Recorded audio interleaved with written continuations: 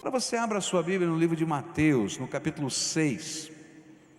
Os discípulos de Jesus pediram para Jesus: Jesus, será que o Senhor pode nos ensinar a orar, como João ensinou os discípulos dele a orarem? João Batista ensinou os seus discípulos a orarem. E aí então Jesus começou a explicar uma série de coisas sobre oração. E esse texto de Mateus capítulo 6 é o texto da nossa campanha.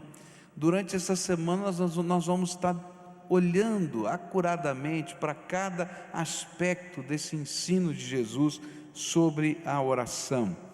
Mas no final da oração do Pai Nosso, quando Jesus ensinou e disse: vocês vão orar assim, e ensinou a orar o Pai Nosso, ele termina no versículo 13, Mateus capítulo 6, versículo 13. Ele vai terminar este ensino com esta expressão: e não nos deixes cair em tentação, mas livra-nos do mal, porque teu é o reino, o poder e a glória para sempre. Amém. Nesse versículo 13, Jesus explica por que nós devemos orar. E ele vai dar para a gente 4 razões por que a gente deve orar. Porque teu é o reino, que significa reino de Deus. O sentido dessa palavra que é tão grande, tão tremenda. A segunda delas, ele diz assim: porque teu é o poder. E essa segunda razão, Jesus está dizendo: olha, vocês devem orar, porque aquele que ouve as nossas orações tem todo o poder no céu e na terra. Às vezes é difícil para a gente entender o poder de Deus. Nós estamos tão aprisionados à dimensão da nossa vida, do cotidiano, da nossa carne, das leis da natureza, que nos parece estranho pensar em alguém que esteja acima de tudo isto e que possa não somente quebrar as leis da natureza, como escrever outras que Ele queira segundo a vontade dEle. Você já parou para pensar nisso? Se essas leis existem na natureza, porque foi Ele que inventou. E se Ele quiser inventar coisa diferente? Quem é que impede? Mas quando nós olhamos para a criação, nós podemos perceber que tudo que existe foi criado do nada, mediante o poder daquele que ouve as nossas orações. É interessante que na língua hebraica existem 2 palavras diferentes para criação. Uma que só é usada em relação a Deus, que é bará, porque bará é quando Deus cria do absolutamente nada. E Yassé, que é outra palavra que quer dizer quando eu pego alguma coisa que existe e transformo em outra. E ele diz: olha, só Deus cria as coisas absolutamente do nada. Ele é o único que tem poder para fazer existir o que não existe. Não é pegar uma madeira e transformar num móvel, não. É criar a madeira. É fazer acontecer algo que não existe. Esse é o poder de Deus. E diante desta realidade, quando eu começo a entender qual é a dimensão do poder de Deus, não orar parece uma grande tolice. Essa semana eu estava ouvindo semana passada eu estava ouvindo um programa de rádio e eu comecei a ouvir o testemunho de uma senhora no programa de rádio. Eu estava lá virando o programa de rádio e de repente, numa AM, eu achei o testemunho de uma senhora. Mas eu achei tremendo aquele testemunho, que eu cheguei no lugar que eu tinha que ir, parei e fiquei ouvindo até o final do testemunho. E aquela senhora dizia assim de uma criança que havia nascido com uma má formação no coração. E que ela tinha ido até o médico, porque essa criança tinha uma má formação no coração. E os médicos disseram: olha, ela precisa ser operada, porque tem um pedaço faltando do coração, e a gente vai ter que fazer alguns remendos aqui, alguns consertos, para ver se ela consegue sobreviver, porque se não fizer isso, em 3 meses ela vai morrer, e era recém-nascida a criança.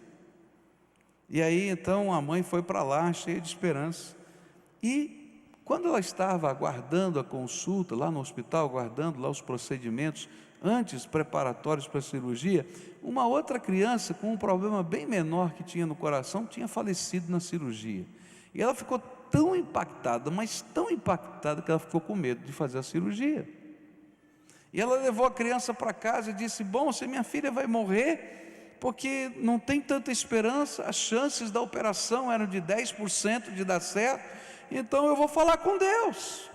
E começou a falar com Deus. E as pessoas diziam assim: mãe, você vai levar sua filha para casa, você vai ter que assinar um termo de responsabilidade, você vai matar sua filha. Ela disse: não, eu creio que Deus pode fazer o que vocês não podem fazer. E aí foi embora. E eu estava ouvindo no rádio, falei: o que vai dar essa história? E passou um tempo, e eles disseram assim: olha mãe, se essa criança sobreviver acima de 6 meses, você volta aqui para a gente ver, porque ela não vai viver. E ela começou a orar e buscar a face de Deus, e buscar a face de Deus. E ela disse o seguinte, que a filha dela não conseguia nem mamar, porque não tinha forças para isso. Mas um dia, ela estava num culto, e o povo de Deus estava orando, e Deus tocou na vida da sua filhinha, e ela teve convicção que naquele dia Deus tinha ouvido a oração dela. Como eu não sei, mas Deus deu uma convicção que hoje Deus fez algo diferente na vida da minha filha. E aí a filhinha começou a mamar, e começou a mamar, e ela disse: não é possível, ela está conseguindo mamar. E ela mamou 120 ml. Você falou: nunca mamou tanto assim. E começou a mamar depois 150, 180, e começou a crescer. E chegou aos 6 meses, e com 6 meses ela foi no hospital, e levou a criança no hospital. A médica olhou, a mãe disse: mãe, você está aqui, sua filha está viva? Está viva. É essa gordinha, bonita assim? Não, peraí, vamos fazer os exames. E começou a fazer os exames, e aí foi, e começaram a ver que o coração daquela menina estava sendo transformado de alguma maneira que eles não conseguiam entender. Mandaram voltar depois de mais 6 meses, e ela voltou depois de 6 meses, e repetiu todos os exames, e o coração da menina continuava a se transformar. E o médico disse para ela assim: mãe, eu quero dizer para você o seguinte, quando alguém nasce sem um dedo, eu nunca vi crescer o dedo de novo. A sua filha nasceu com um pedaço do coração faltando, mas está acontecendo uma coisa que a ciência não consegue explicar, que eu sou médico há tantos anos e não sei explicar. O coração dela está crescendo, e está desabrochando como se fosse uma rosa que está se abrindo. E aí essa mãe contou o testemunho e disse assim: se você não acredita no que eu estou falando, você pode me procurar, eu frequento a igreja tal, a minha filha tem tantos anos de idade, já está tocando na orquestra da igreja, e eu tenho todos os exames de antes e depois, para dizer que o meu Deus é tremendo. Queridos, eu não entendo como funciona o poder de Deus. Eu estava ouvindo o rádio, eu parei, porque eu não entendo como funciona o poder de Deus. Mas uma coisa eu sei, esse Deus que eu adoro é aquele que criou do nada todas as coisas, e com a palavra do seu poder existiu do nada céu, terra, universo, galáxias. Eu não sei explicar como isso acontece, mas é isso que a Bíblia ensina. Olha só o que a Bíblia diz em Isaías 40, verso 26, ergam os olhos e olhem para as alturas, quem criou tudo isso? Aquele que põe em marcha cada estrela do seu exército celestial, e a todas chama pelo nome. Tão grande é o seu poder e tão imensa a sua força, que nenhuma delas deixa de comparecer. Segunda razão, por que eu devo orar? Olha só o que a palavra de Deus diz assim. Porque lá em Mateus 6,13 ele disse, né? Porque teu é o reino, o poder e o quê? E a glória. E outra coisa difícil da gente entender é glória. Há algumas coisas fáceis da gente dizer, né? Se a gente pegar um dicionário, por exemplo, glória significa resplendor, brilho, né? Mas a palavra glória também significa peso. E a gente diz, e agora? Eu não entendi nada, como é que funciona esse negócio de glória? Há um autor chamado C.S. Lewis, que ele explicou glória muito interessante. Há uma expressão na língua hebraica que fala sobre glória, que é kabod. Kabod que pode ser traduzido por peso. E aí a gente fica pensando, mas o que a glória tem a ver com o peso? É porque era um costume nos tempos antigos, nos reis do Oriente, em revelar a glória, a majestade desse rei, tá? Pelo peso dele. E então, no dia do aniversário do rei, fazia-se uma grande festa. O rei se sentava numa balança, sabe essas balanças tipo batateiro assim, que tem duas balanças assim? E ele sentava de um lado, e vinham os seus principais súditos, os homens ricos da terra, e traziam presentes ao rei, ouro, prata, algumas coisas bonitas feitas em tecido, e eles iam colocando na outra balança, e ele continuava sentado até que a balança se equilibrasse, e eles diziam, olha aqui, essa é a glória do nosso rei. Toda aquela coisa que era colocada naquele prato representava a glória do rei. É interessante que essa palavra é usada também para refletir a glória de Deus. E por que ela é colocada na Bíblia? Não somente o brilho e o resplendor. É porque muito da grandeza de Deus pode ser constatável na nossa vida. E quando Jesus diz assim, olha, porque teu é o reino, o poder e a glória, ele está dizendo que eu devo orar, porque Deus vai manifestar a grandeza, o poder, a majestade dele, derramando coisas sobre a sua vida, coisas que são visíveis, constatáveis, palpáveis, que eu posso perceber, que quem não crê em Deus vai ver, vai ser obrigado a ver, e isso se torna glória de Deus na terra. Está entendendo? E ele está dizendo, ó, você deve orar, porque Deus manifesta a sua grandeza e a sua glória, tocando na tua vida, tocando na vida das pessoas que você ama, marcando a tua história, marcando os fatos da tua maneira de viver, de uma maneira tão tremenda e tão maravilhosa. Paulo vai dizer que nós somos uma carta aberta que testifica que Deus é tremendo e poderoso, e as pessoas olham para a nossa vida e veem alguma coisa da glória de Deus.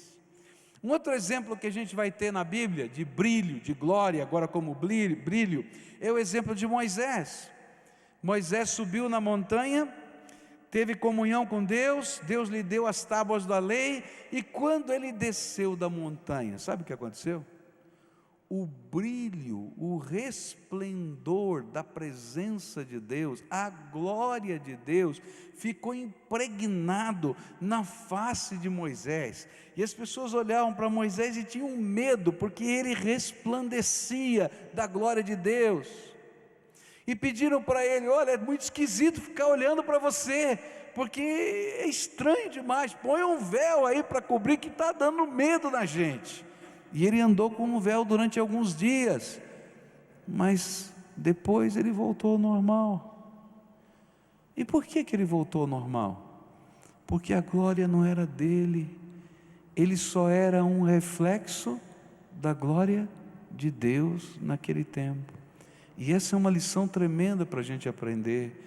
Deus ouve as nossas orações, e quando a gente tem comunhão com Ele, Ele marca a nossa vida com a sua presença, e algo do seu Espírito fica impregnado em nós. Mas eu preciso voltar à presença de Deus outras vezes, senão essa marca da glória de Deus vai se desvanecendo devagarinho. Eu preciso da presença do Senhor na minha vida. A quarta razão que Jesus nos dá para orarmos é porque aquele que ouve as nossas orações é o único que nos conduz na perspectiva da eternidade. Porque nós não entendemos que nós somos criados para a eternidade e que decidimos aqui o que faremos por toda a eternidade. Por isso Jesus ensinou aos seus discípulos que orar era deixar de se iludir com o movimento frenético da primavera e do verão, e através do amor e da graça de Deus por Jesus, trazer ao coração e ao dia a dia da vida as demandas da eternidade. Há um trecho na profecia do Antigo Testamento que diz assim: prepara-te, ó Israel, para te encontrares com o Senhor teu Deus. E essa é uma coisa tremenda. Todo mundo sabe que um dia vai ter que se encontrar com Deus. E tudo que a gente faz aqui na vida vai passar. Eu estou investindo a minha vida em tantas coisas, e às vezes eu não tenho tempo para Deus na minha vida. Eu não tenho tempo para a palavra de Deus. Eu não tenho tempo para o propósito de Deus na minha vida. Eu não tenho tempo para orar 15 minutos. Uma pessoa que coordenava um ministério de oração, desses que a gente manda os pedidos de oração pelo e-mail, ficou um pouquinho chateada, porque parecia que as pessoas só estavam recebendo o e-mail, mas não estavam orando coisa nenhuma. E aí então essa pessoa escreveu um e-mail, disse assim: olha, se você não tem condições de orar, então sai fora da lista. E aí várias pessoas escreveram assim: olha, eu não tenho tempo para orar.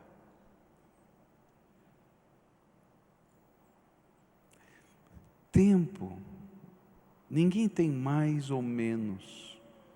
Se você só tem 24 horas por dia, tempo é um reflexo das prioridades que a gente tem na nossa vida. Você não vai ter tempo para sua esposa, nem para os seus filhos. Você não vai ter tempo para sua casa, você não vai ter tempo para sua família. Você não vai ter tempo se você não priorizar o que é importante. Você não vai ter tempo para Deus. O que Jesus está tentando ensinar para a gente é que o Pai da eternidade, o Senhor da eternidade, olhou para a minha temporariedade, porque eu sou temporal, e colocou o sopro do seu Espírito em nós, que é eterno, e que um dia a gente vai se apresentar para Deus com o sopro desse Espírito que Ele colocou em nós, e nós vamos chegar naquele dia do juízo de Deus despreparados, se a gente não deixar Jesus investir graça sobre a nossa vida nesse tempo. A Bíblia diz que eu devo orar e buscar a face de Deus, porque a eternidade é dele, e Ele nos convida para viver a eternidade com Ele. Agora você pode aceitar ou rejeitar o convite de Deus. E como é que a gente pode aceitar o convite de Deus? É quando a gente entende que Deus tem um propósito maior do que a nossa própria vida, maior do que o negócio que você tem que fechar hoje ou amanhã, maior do que a enfermidade que você tem que lutar agora, maior do que o problema que você tem que resolver agora. e que esse propósito se estende para toda a eternidade, e Ele quer instalar o reino dEle dentro do seu coração, e fazer você o templo vivo de Deus nesta vida, para que você continue sendo parte do templo eterno de Deus na vida eterna. E Jesus está dizendo, você deve orar, porque o rei quer te ouvir, você tem uma audiência com ele, ele tem todo o poder para te abençoar, porque ele vai marcar a tua presença, a tua vida nessa terra com a glória dele, com coisas visíveis do seu poder, mas porque ele é o único que pode te dar vida eterna em Cristo Jesus, para sempre, ele vai ser o teu rei. E quando a gente olha para essa vida, à luz da eternidade, a gente vai ter algumas reações muito diferentes. Às vezes aquilo que parece tão importante não tem sentido, e às vezes aquilo que parece ter nenhum sentido passa a ter a maior importância para nós, porque a gente está olhando sob uma perspectiva diferente, a perspectiva de Deus e da vida eterna. Olha para a tua vida, você está correndo para lá e para cá, para lá e para cá, o tempo está passando, as marcas do tempo estão em você, na tua face, nos teus cabelos, na tua disposição, você não consegue mudar isso, elas ficam, e elas são um memorial de Deus dizendo, olha, o tempo está passando, mas eu quero convidar você para pensar sobre esse tempo na perspectiva do que eu tenho preparado para você na eternidade.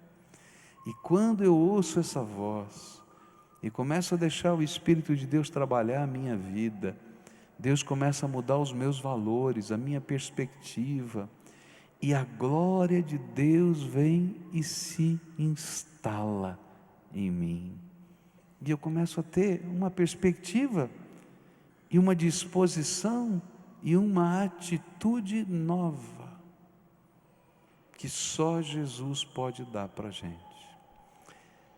Durante essa campanha eu quero desafiar você a orar, e eu te dei algumas razões por que você deve orar. Jesus, eu quero que o Senhor comece a mexer na minha vida, eu quero que o Senhor me abençoe, que o Senhor faça esse milagre, aquele, eu sei, faz parte da nossa vida, mas eu quero aprender a viver essa vida na perspectiva da tua eternidade. Vem com teu Espírito Santo e entra aqui dentro da minha alma. Às vezes o Senhor vai dizer, vou ter que fazer uma mudança. A gente ouviu de uma pessoa viciada em cocaína, né? Por quê? Por que Jesus tinha que libertar da cocaína?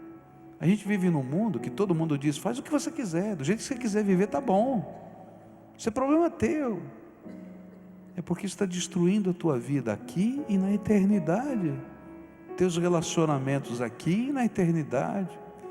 Aí Jesus vai mexer na tua família, vai dizer, olha, vamos mexer um pouquinho na estrutura da tua casa. Por quê? Porque, queridos, você tem uma missão aqui, que tem efeitos para toda a eternidade. Você tem filhos, você tem marido, você tem esposa, esses são os bens mais preciosos que a gente tem. Alguém conversava com uma pessoa e dizia assim, olha, você já percebeu o que está acontecendo com os teus filhos? Eles estão se perdendo aqui, acolá, você tem que mudar a tua vida para poder resgatá-los. E aí essa pessoa disse assim, mas como eu vou poder proporcionar para eles irem para a Disney todo ano? E ela falou assim, e você acha que os seus filhos precisam ir para a Disney todo ano? Eles precisam de um pai, de uma mãe, não de ir para a Disney todo ano. Você entende? Consegue perceber como às vezes a gente fica iludido nas coisas? E a gente perde a perspectiva certa, a perspectiva de Deus, a perspectiva do eterno, a perspectiva daquilo que tem solidez e duração, que não é fútil, que não se desvanece. Talvez você esteja precisando que Jesus entre aí na tua história.